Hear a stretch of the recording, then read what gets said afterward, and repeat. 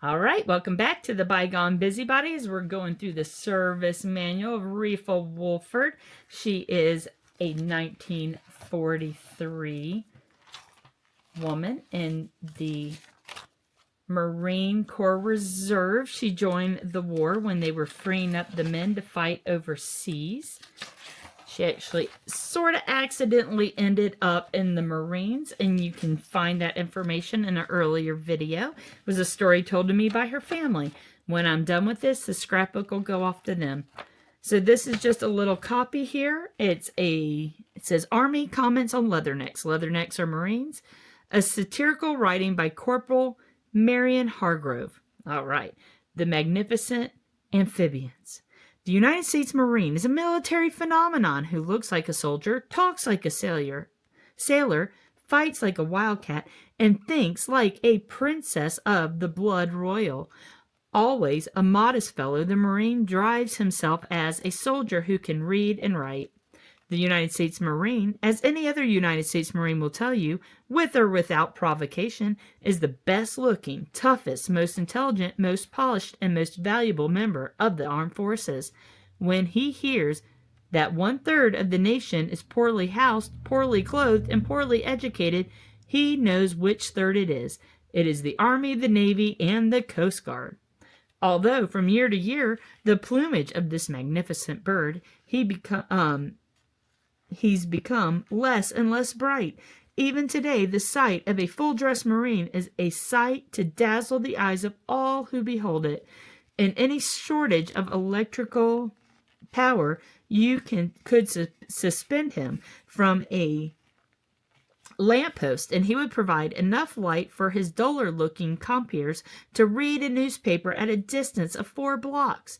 This splendid spectacle, this symphony of blue and white, of red and gold, is fading fast away, leaving the Marine only the splendor of his personal beauty, his proud physique, and his pretty phiz to lend magnificence to the American scene.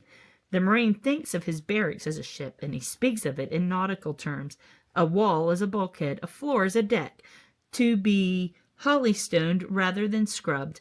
A latrine is a head. The Marine never goes upstairs. He goes up topside. When he gets up topside, he isn't on the second floor, but on the second deck. And he didn't get there by the stairs. He went up the ladder. The Marine is extremely proud that he is an amphibious creature. Get one of them to take off his shoes, and what do you find? Web feet. When a Marine is indoors or has no hat on, he doesn't salute officers. When he is outside and salutes, his officer smiles very pleasantly and says, "Good morning," or some such thing as that.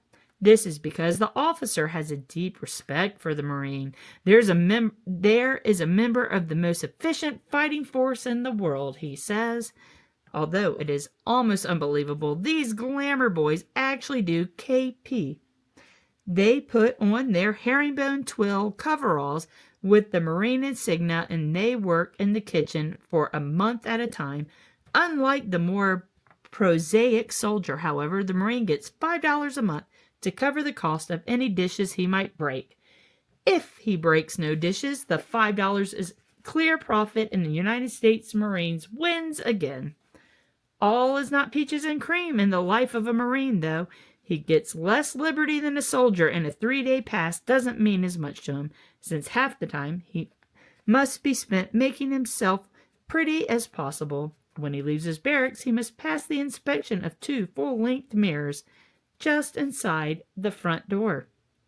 The remainder of his leave must be used to best advantage in informing his friends, his girls, his old boss, and any other unprotected civilian he might capture just what a great and wonderful thing the United States Marine Corps is, and how lucky the civilian is to know someone who is actually in it. To make his spiel more effective, a good Marine will always have about him a fresh clipping headed something like Army Lieutenant goes over hill to join Marine Corps, and at least one pad of notes to prompt himself on just exactly how the Marine Corps single-handedly won every battle and every war the U.S. has fought. The Marines does not overlook the value of the Army, the Navy, or the Coast Guard. He knows that they were organized and maintained to show by contrast the greatness, the wisdom, and the courage and the beauty of the United Marines. So, little satirical writing there included in her scrapbook. So put that back there. Next up, we've got this short little page, so we'll hit that tomorrow. All right, see you then.